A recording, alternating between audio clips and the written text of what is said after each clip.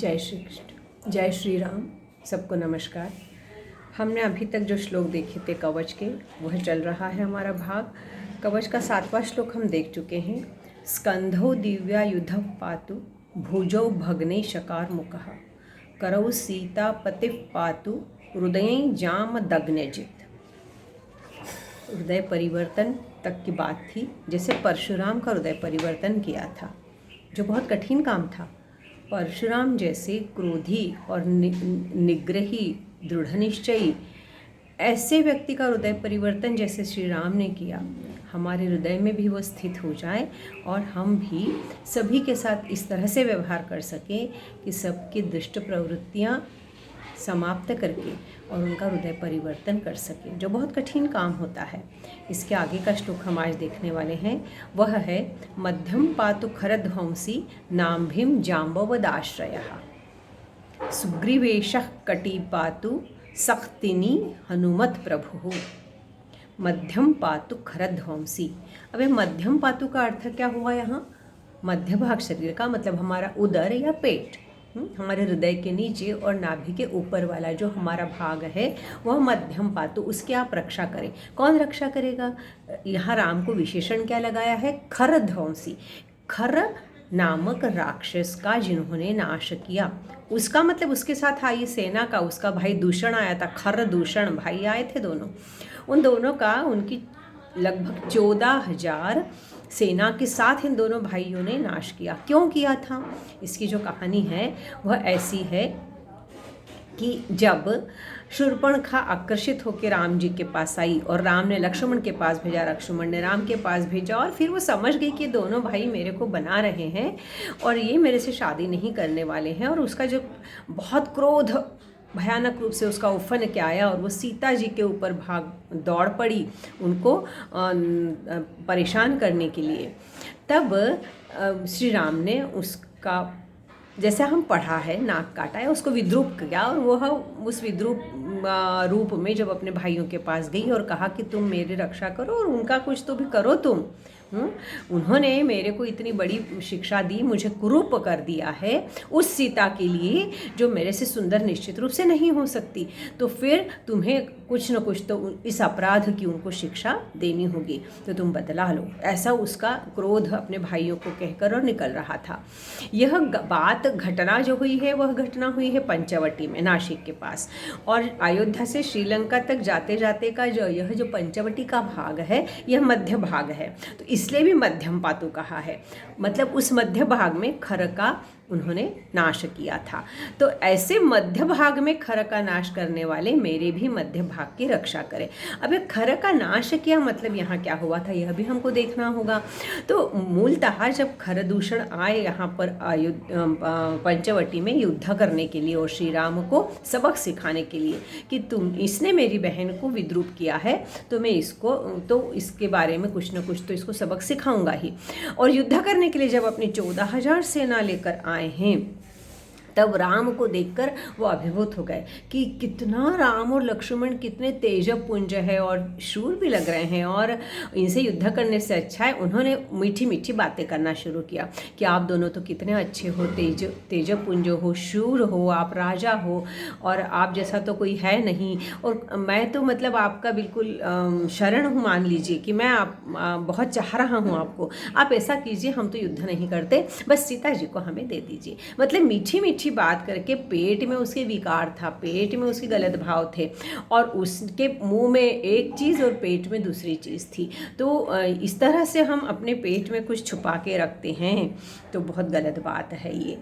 तो इसलिए क्या होता है कि दूसरों का भला देख के भी हमारे पेट में दर्द होता है। तो यह मध्य भाग जो पेट है ना, वो इस तरह से हमारे विकारों से युक्त है। तो खर का नाश करने से, जिसके पेट में इस प्रकार की दुर्भावनाएं जिसने छुपा के रखी थी, इसलिए क्योंकि क्या हमारे में कहावत है ना कि दूसरे का भला देखा तो पेट दर्द होता है इनका, है ना, पेट दर्द शुरू हो गया, पोट दुखी, मराठी में जिसको बोलते हैं। तो यह नहीं होना है हमको, इस तरह के हमारे भाव नहीं हों, इसलिए हमारे मध्य भाग का तो रक्षण करो। दूसरी और एक बात महत्वपूर्ण क्या होगी कि मध्य भाग का रक्षण मतलब विकारों से रहित कर दो। हमारे शरीर के पूरे विकारों की जड़ यह पेट ही तो होता है। जिस खान पान का नियंत्रण नहीं हो, हमारा आहार नहीं हो ठीक, उसका पाचन नहीं हो ठीक, तो भी पेट में विकार होते हैं। दूसरी बात यह देखिए कि जब हमारी भावनाएं अति प्रबल होती, क्रोध में, तब भी हमें पेट का विकार होता है। बड़े दुख में हैं तब भी पेट का विकार होता है। पेट सबसे पहले गड़बड़ाता है। जितना कुछ स्राव स्रवित होता है इन भावनाओं के उद्रेक से, वह भावनाओं के उद्रेक से स्रवित होने वाले स्राव हमारी पाचन संस्था को प्रभावित करते हैं और पाचक रस को प्रभावित करते हैं और पाचन क्रिया को कुछ न कुछ उसमें गड़बड़ निर्मित होती है। तो पाचन क्रिया प्रभावित होने से विकार होते हैं।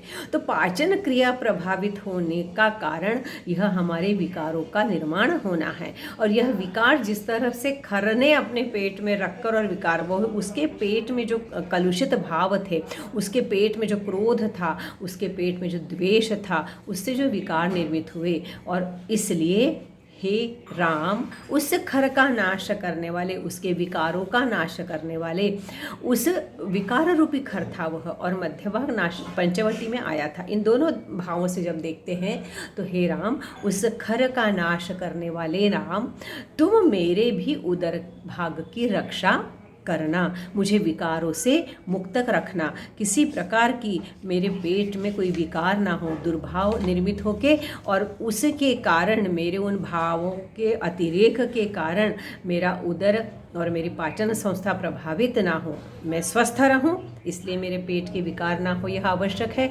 पेट में विकार ना हो इसलिए आवश्यक है मेरा भावों पे मेरे नियंत्रण रहे। तो तुम मेरे पेट की रक्षा करो, मेरे उदर भाग की रक्षा करो।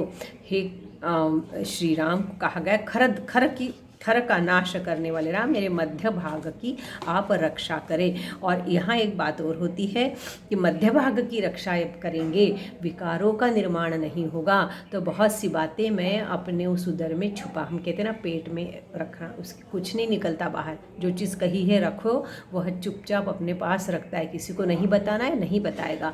तो ऐसा भी होता है, उसके पेट में कुछ नहीं रहता। दोनों भाव से देखें इसको। तो अच्छे भाव से देखते हैं तो जो कुछ नहीं बताना है वो मैं अपने पास तक सीमित रखूं, और मेरे में कोई विकार उत्पन्न ना हो जिससे मेरा पेट के विकार मेरे शरीर को प्रभावित ना करे। तो ऐसे खर का नाश करने वाले हे राम, तुम मेरे मध्य भाग की रक्षा करें। ऐसा कहकर जब आगे बढ़ते हैं तो कहते हैं नाम हिन जाम्बवत आश्रया। जाम्बवत, अब जाम्बवंत का नाम तो सुना है ना। और उसने उसका आश्रय कौन थे? श्री राम। राम का नाम उसका आश्रय स्थान था। वह राम के कारण, वह राम भक्त राम के कारण तर गया, ऐसा कहा जाता है। और यह राम के कारण तर कर यह जाम्बवंत कृष्ण के समय भी आया हुआ है, महाभारत के युद्ध में भी आया हुआ है। और इस तरह है जाम्बवंत जिस राम का आश्रय लेकर और अपने जीवन को इस तरह से विकसित कर सके, इस तरह से वह अगले जन्म को अपने मतलब चिरंजीव है या नहीं तो मैं नहीं बता सकती, पर वह उनका उल्लेख श्री कृष्ण के साथ महाभारत में भी मिलता है कहीं। तो हम यहाँ यह देखते हैं कि ऐसा क्यों कहा है कि नाभि की रक्षा वह जाम्बवंत करे। तो दो बातें यहाँ हमको ध्यान रखना ज़रूरी हो जाएगा कि कहीं न कहीं यह जाम्बवंत जो है ना, यह ब्रह्मदेव के पुत्र हैं। जाम्बवंत ब्रह्मदेव के पुत्र होने से, और ब्रह्मदेव जो है वह विष्णु के नाभि से निकले हुए कमल पर विराजमान हैं। तो यह उनके साथ नाभि का संबंध जोड़ा है यहाँ पर। ऐसा भी हम कह सकते हैं कि कहाँ से संबंध जोड़ा, तो उस नाभि के आश्रय से जो ब्रह्मदेव थे वहाँ से वह जाम्बवंत का, उस ब्रह्मदेव उनके पिता है, वहाँ से उनका जन्म है। तो नाभि का आश्रय लेकर, और इसलिए राम के आश्रय से जो अपना जन्म सार्थक कर सके हैं, ऐसे जाम्बवंत के आश्रयदाता श्री राम मेरे नाभि का भी रक्षण करें। और नाभि का रक्षण करें से क्या अर्थ होता है? तो देखिए, नाभि तो हमारा बहुत महत्वपूर्ण स्थान है, शक्ति स्थान है। शक्ति स्थान क्यों है? तो जाम्बवंत ने श्री राम जब सेतु की बात आई कि सेतु बांधने के पहले श्रीलंका जाकर समुद्र को लांघ करके और श्रीलंका कौन जाएगा, तो जाम्बवंत को भी कहा गया कि आप तो बहुत शक्तिशाली हो, आप क्यों नहीं जाते हो? तब जाम्बवंत ने अपने कुछ कारण बताए थे कि मेरी इतने सालों में शक्ति कैसी क्षीण हो गई है और मैं नहीं जा सकता। परंतु जाम्बवंत यह जानते थे कि श्री राम चाहते हैं कि हनुमान जाए। श्री राम ने हनुमान जी को वह अपने अंगुली से निकालकर और अंगूठी सीता के लिए दी थी, तो वह यह जानते थे, उसके पीछे के कारण भी जानते थे। पर अब हनुमान जी तो कह रहे थे कि मैं तो जा ही नहीं सकता। तो तब जाम्बवंत ने हनुमान जी को उनकी शक्ति की याद दिलाई, स्मृति दिलाई है। कहा है, अरे तुम कर सकते हो, तुम भूल गए क्या तुम कौन हो? अरे तुम वायुपुत्र हो। ऐसे अनेक विशेषणों से उनको बताकर और उनकी शक्ति को जागृत किया, उनको उनकी शक्ति से परिचित करवाया। और फिर शक्ति से परिचित होकर उस शक्ति को जागृत करने के बाद और फिर जो हनुमान जी ने किया हम सबको पता ही है। तो उस शक्ति का जागरण जिन्होंने किया, ऐसे जाम्बवंत, और शक्ति का स्थान है हमारी नाभि। कैसे है नाभि? तो ऐसे भी कहा जाता है कि हमारे बचपन में जब हम गर्भावस्था में होते हैं तो अपनी माँ से जो हमको पोषण मिलता है, शक्ति, माँ शक्तिदायिनी है, देवी स्वरूपा है, वह शक्ति हमको नाभि के माध्यम से मिलती है।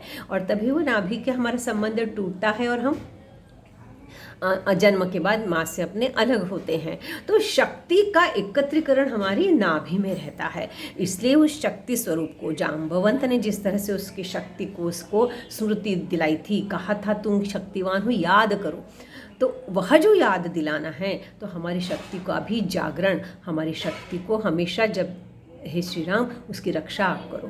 और दूसरा क्या कारण है? तो यह जो शक्ति है, यहाँ मणिपुर चक्र है, नाभि में हमारा मणिपुर चक्र स्थित होता है। और मणिपुर चक्र को जगाना, मणिपुर चक्र को उद्दीप्त करना, यह ऊर्ध्वगामी युद्ध होता है। अब दो बातें यहाँ ध्यान रखना। पहली बात कही गई थी काय की रक्षा करें आप श्री राम हमारे, तो हमारे मध्य पातों की, उदर की, और फिर नाभि की। अब नाभि का मणिपुर चक्र जागृत होगा और हम उदर से हम ऊपर की ओर जाना चाह रहे हैं, ऊर्ध्वगामी हो जाए हमारी शक्तियाँ, तब तो हम अपनी सबसे जिसे कहना चाहिए कुंडलिनी जागरण का जो साधन करते हैं वह इस चीज़ को जानते हैं। तो हमारा उस मणिपुर चक्र को हम जागृत करें और हमारी समस्त शक्तियाँ ऊर्ध्वगामी हो जाए, अधोगामी नहीं हो। अधोगामी होकर क्या होगा ये हम आगे देखेंगे। तो ऊर्ध्वगामी जागरण के लिए उस नाभि की रक्षा करना। तो हे जाम्बवंत के आश्रयदाता राम, आपका आश्रय लेकर जाम्बवंत ने हनुमान को उसकी शक्ति की स्मृति दिलाई थी, उसको बताया था, उसे याद दिलाया था। तो उसी प्रकार से हमारे नाभि की, हमारी शक्ति की आप रक्षा करो श्री राम, जाम्बवंत के आश्रयदाता राम। इसलिए उनको नाभि की रक्षा की बात कही है। तो इस प्रकार से हमने देखा इस श्लोक की पहली पंक्ति में कि भगवान श्री राम को कहा गया कि भगवान आप हमारे मध्यम पातु उदर की और हमारे नाभि की आप रक्षा करें। जय श्री राम, धन्यवाद।